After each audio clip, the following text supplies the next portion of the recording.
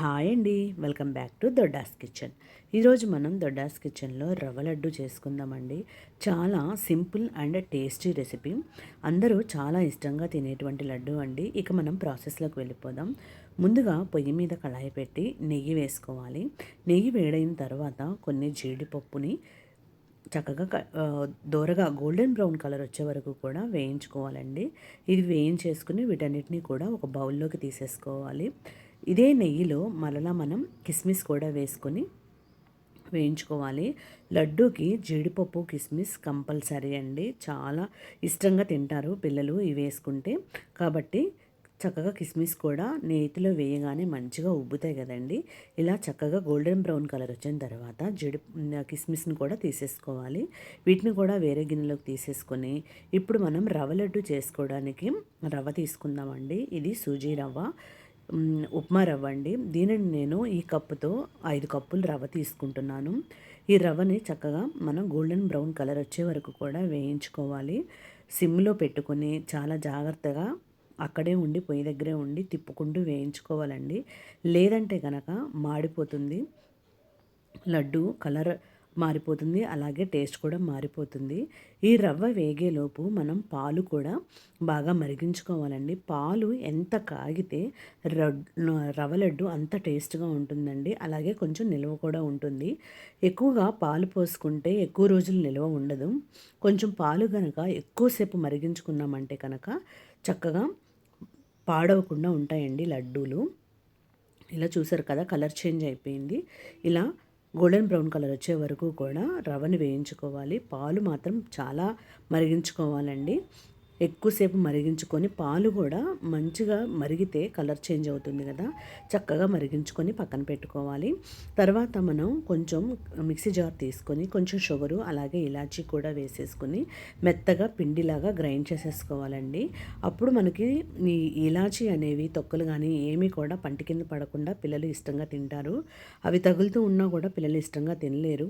జీడిపప్పు కిస్మిస్లు తగిలితే చక్కగా తింటారు, కానీ ఇలాచీ అయితే నోట్ల నుంచి తీసేస్తూ ఉంటారు కదా. కాబట్టి వీటిని మొత్తం మిక్సీ వేసేసుకుని పిండి వేసేసుకోవాలి. ఇప్పుడు ఏ కప్పుతో అయితే మనం రవ్వ తీసుకున్నామో అదే కప్పుతో షుగర్ తీసుకోవాలండి. నేను 5 కప్పులు రవ్వకి 4 కప్పులు షుగర్ తీసుకున్నాను. మా ఇంట్లో పిల్లలు స్వీట్ ఎక్కువ తింటారండి. మీకు స్వీట్ తక్కువ కావాలంటే కొంచెం తగ్గించి వేసుకోండి.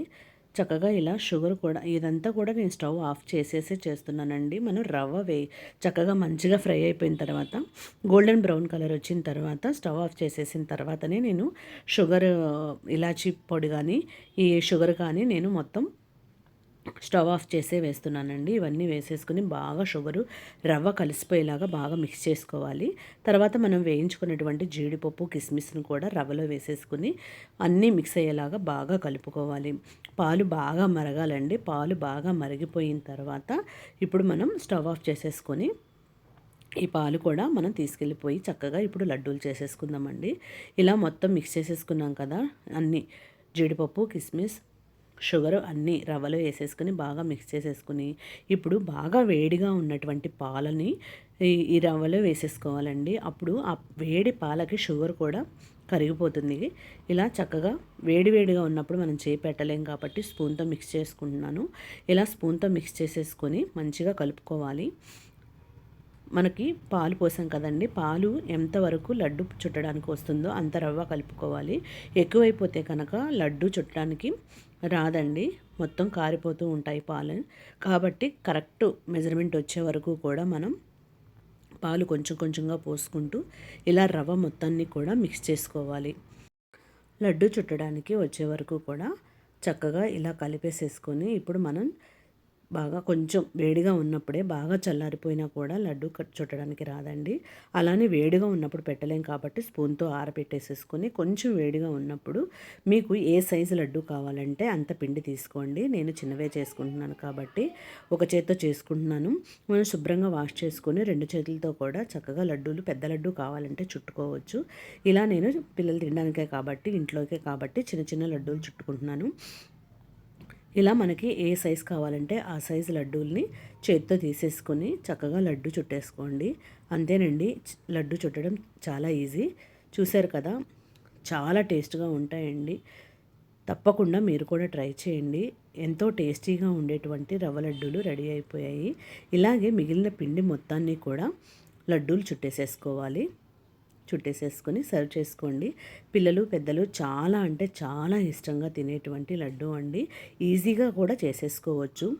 అసలు రాని వాళ్ళు కూడా సింపుల్గా చేసేసుకునేటువంటి లడ్డు. కాబట్టి ఎప్పుడైనా మనకి స్వీట్స్ తినాలనిపించినప్పుడు చక్కగా ఇలా రవ్వ లడ్డూలు చేసేసుకోండి. ఈజీగా అయిపోతాయి.